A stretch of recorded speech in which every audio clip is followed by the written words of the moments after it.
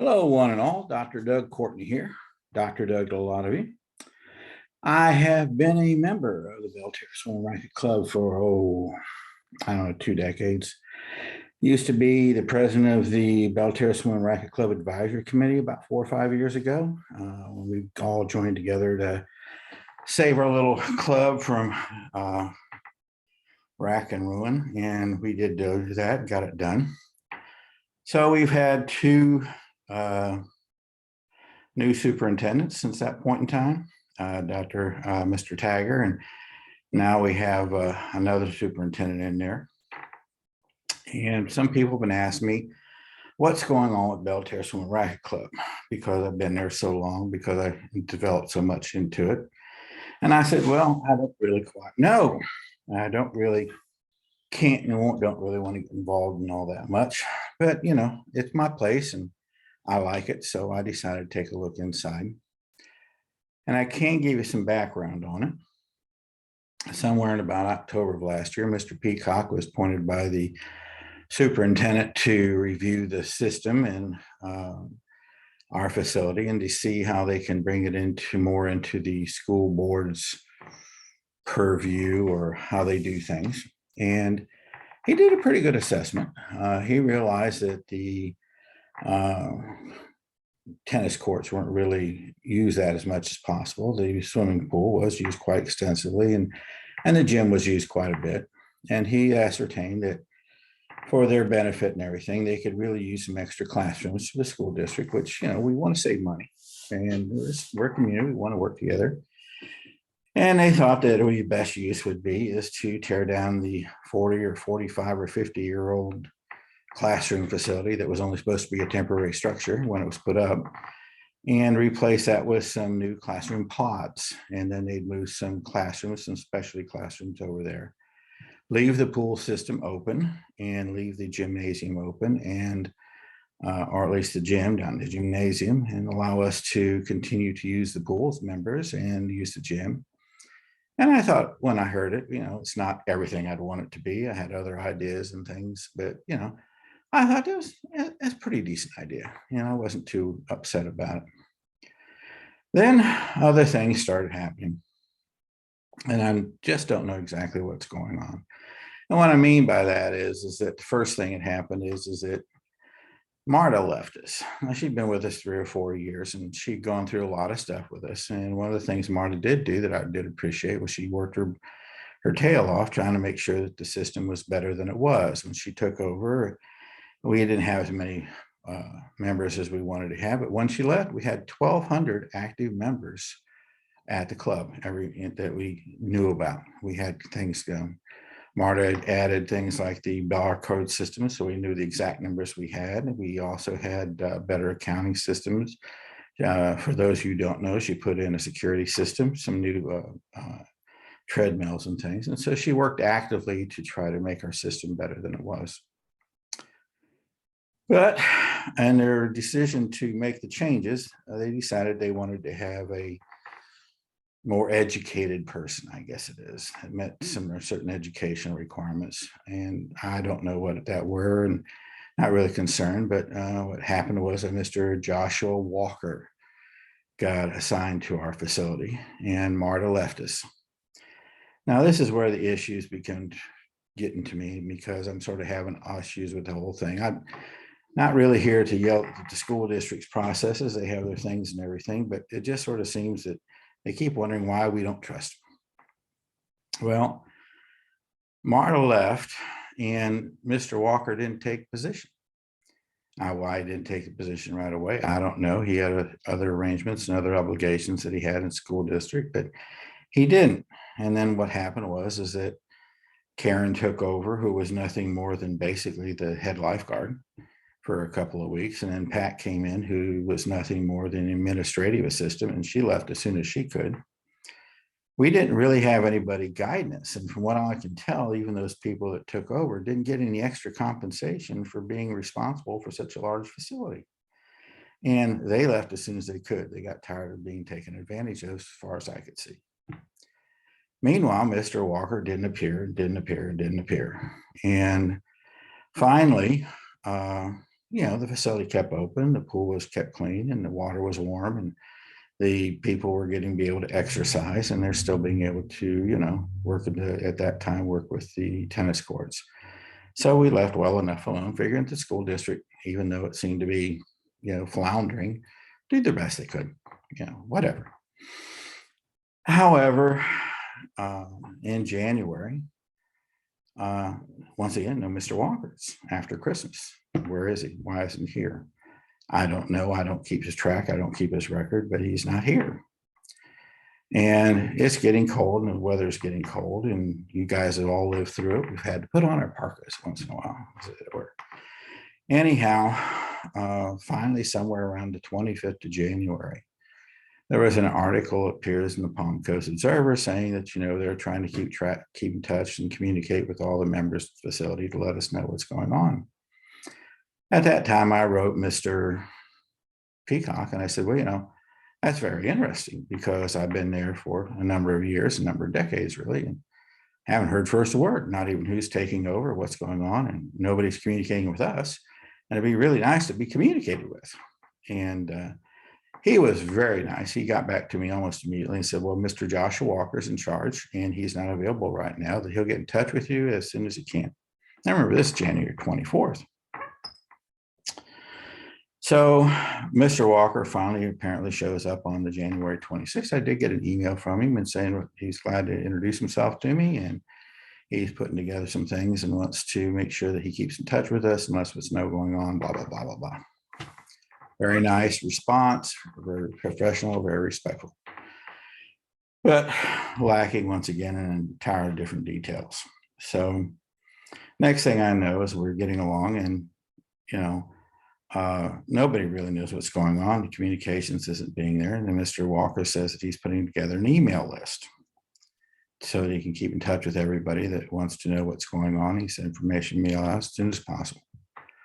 Well, I told him to go ahead and put my name on the list, but he didn't really have to look too far, because Belle Terre Swim and Racquet Club had its own email list. It had its own Facebook page, and that he ought to make use of those items and facility and stuff and materials they had available to him. He wrote back and asked me, well, where are they? Well, I tried to give him an idea best it was that I knew where they were, but once again, I'm not inside their offices or anything. And I let it go. So we left it there. And then shortly afterwards, we getting a thing once again on the Palm Coast Observer, which I believe was probably, on February 15th of this year, that's saying that Mr. Joshua Logan has decided that it's the best time to cut hours at Belle Terre Swim and Racquet Club. Now, this is where I decided to make this video. And this is where I starting to get a little bit irritated. I do not like to question, things that I don't know all the information about, which is one of the reasons I like to be communicated with.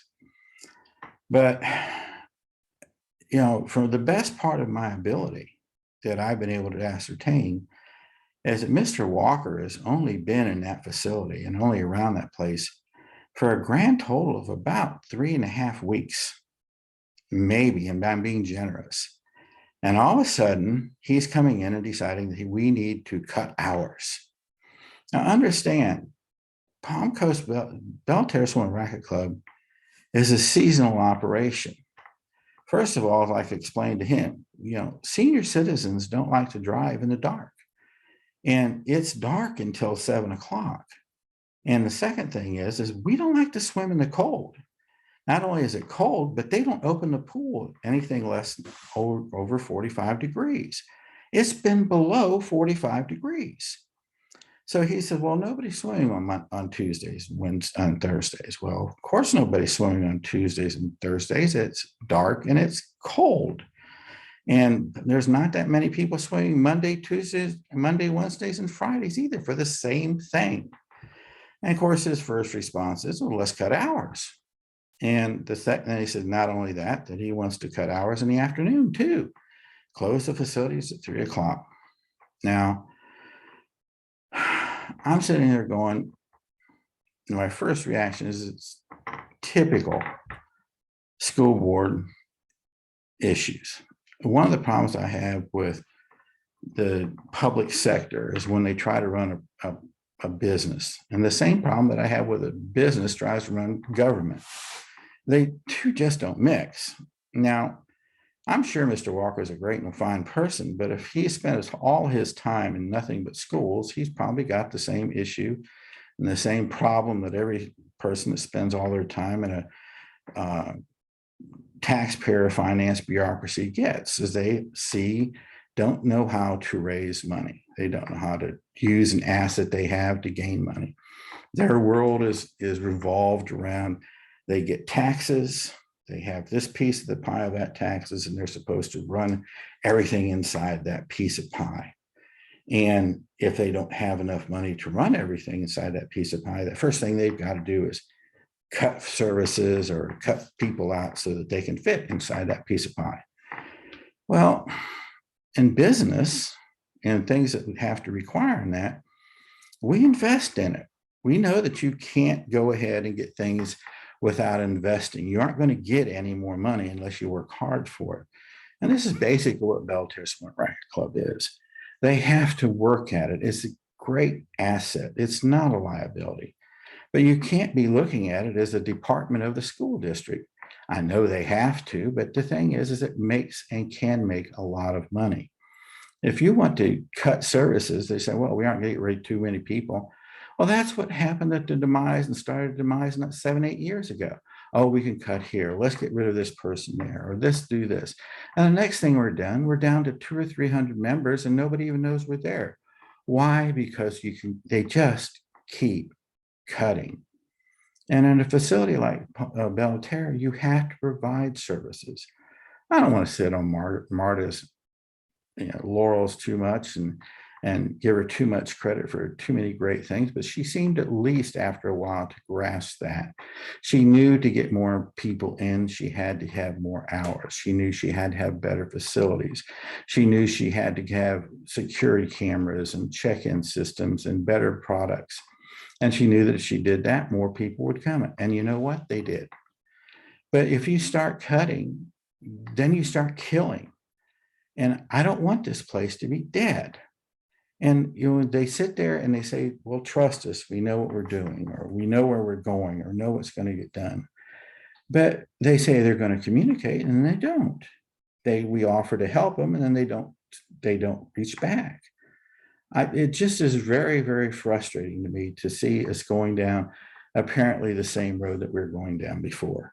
And I really wish it would stop. Now, I have reached out to a couple of board members and gave them my opinion about this, and it's very upsetting. Now, one of them responded back very quickly, and I do appreciate her response, and thank you very much. But her position is that, well, we have to make these cuts and all these things for the times and stuff to accommodate the new the teams that are changing the Belle Terre Racquet Club. Well, I think they're missing the point, or I'm missing the point. Once again, the communication isn't there. The thing is that they're telling us they want to make these cuts now for, permanent. They want to close the facility on Sunday. Okay. And they want to make the cuts on Tuesdays and Thursdays at 3:00, close the facility, not open the facility for swimming until 8 p.m. on Tuesdays and Thursdays, cut the time back on Mondays, Wednesdays, and Fridays to when we can come in. And when you do that, you start cutting members. Now, sure, oh, well, we can afford 6 members no longer coming in the morning. Can you? Is that 6 members or really 60 members? Because, we have friends and family. What do we have to do to get a communications here? And people say, well, we don't have that many people at this point in time. We never had that many people at Belle Terre Swim Racquet Club in January and February, and particularly during the pandemic seasons. And the reason we don't is it's cold and it's dark. And all our seasons start somewhere around about end of March, 1st of April, and we start getting more and more people here. And anybody that's swam in here at all knows that somewhere around about mid-March or 1st of April, all of a sudden those lanes that we had access to just by showing up all of a sudden become crowded. We're sharing them. We're waiting in line for them. And that lasts until somewhere about mid-July. People start coming because, well, it's warm and it's bright and people can see and they can drive. Just and if their places cut back and places aren't available to use because you cut them in February, that's going to just hurt us in March and April and May. I made suggestions that if they want to make these changes, they don't make these changes till September, and then reinstate the other hours later on in March of next year. It's a seasonal business. You can't just make helter-skelter decisions based upon 3 weeks worth of experience, and you need to get something done. So I'm having a lot of problems with this. I'm not being able to communicate anything, the things that I want to do. It's very much more frustrating than even showing you here on this video right now. But we have to do something about it. And the reason I'm making the video is because the school board itself. One of the very most important things I have a problem with the school board is that how they have isolated themselves from the community. Now, anybody that knows school board meetings and knows what school boards have to do know that the school board meeting itself, the one they meet twice a month on, is basically the formal ceremonial school board meeting. Decisions are usually made before they get there. Most decisions are, because the state law requires that no votes that are going to have any impact or anything can be taken in a special in meetings that the public are not aware of. And general meetings are open and they're planned and people know when they are, so that people can come and be there and these people can vote freely as they so see fit. Because of that, they do all the work behind the scenes and everything to get things done, and they come to the board meeting hopefully prepared, having read the materials and talked at the workshops and things and with the superintendent, so that they're ready to go ahead and make the decisions. I know this. But one of the things they used to have over here, most people do, is they have workshops. And they have, in the workshops, one of those places where it's more informal. The public is not allowed to speak unless asked to by a board member or permitted by the board or something like this. But it's where the board members can get and they can have an open discussion about individual subjects. They can bring in the administration or people, and they can ask for the details and everything and have a good conversation to be able to come up with the decisions they have to make. And quite often, if a person is actually interested in a product or something that's happening, is they sit there and they allow that person to make some comments or ask some questions or have some interactions and back and forth. And so that you have an opportunity at once to have a discussion, because no decision really can be made without a discussion. So, and they used to do this, not 5, 6 years ago. And I don't know what happened. I'm not going to sit here and condemn and everything, but the last board meeting, last workshop that I went to, they'd formalized it. It was no more than just a board meeting anymore. The only people talking back and forth were the school board members. If you wanted to talk to them, you had to sign a form that said you wanted to talk to them, and you're giving 3 minutes to make a statement, which none of them are allowed to respond to, ask questions about, and you have to talk directly to the chair of the board, which is, that's what you do in a board meeting. That doesn't allow discussion. Does anybody understand that 3 minutes conversation, 3-minute statement is 250 words? Try to make a point in 250 words. And God forbid you try to ask a question. God forbid you try to get the documentation from the administration before you even go, so you don't have any issues that you want to talk about. I mean, you might get a goddamn piece of paper that tells you, oh, well, they're doing it right, but you wouldn't know. They don't give it to you, and you can't even challenge the administration on their numbers or what they're doing or how they're getting anything done. So they have actually isolated themselves from the people. The only way that you can talk to a school board member or engage in any conversation is one-on-one, and you have to find them and set up a time. And hopefully hope that they will remember to bring your ideas and what you had to say in the fashion that you hope to say it to the other school board members and make the point you want to make it. In other words, they got to be a proxy for you. And that is infuriating as it can be. And on top of that, if you wanted to talk to one of the administration, you have to get permission from the superintendent's office to go down and talk to anybody in administration. And then they have to make sure they have that, and you have to be able to talk to them and talk in the systems and within the rules and regulations they persist.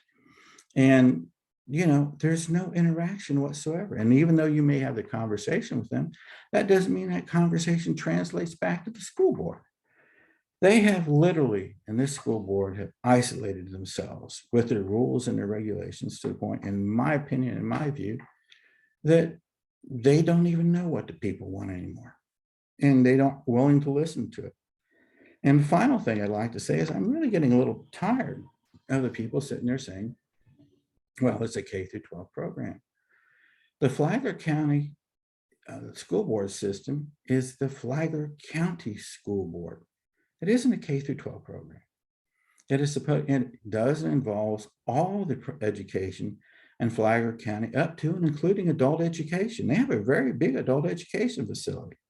So just because Belle Terre takes care of mostly senior citizens and people out of school doesn't put it out of their purview. Now, I have a lot of other issues I have with it. I don't understand, why, if they're having such problems with it, that they can't transfer it over to Parks and Recreation Department of the city or the county. I don't understand why we can't find out the information on the bond issues. I've got a lot of issues that I have with all these things. But the first thing I'd really like to see is the ability just to communicate, to talk with our board members, to talk with the people and know what's going on and not just have everything handed down to us. And the last thing I want to see is services cut and everything, and the ideal that we have to fit inside a budget that is made for January and February instead of a budget that might be made for June and July. We need to stop this. We need to talk to each other. And I'm really getting about tired of it right now. But this is Dr. Doug with my opinion and my rant. Hope it makes a difference to some people. And I hope you have a very good day. And if everything works out right, I'll see you at the swimming pool at Belle Terre Swim and Racquet Club. See you later.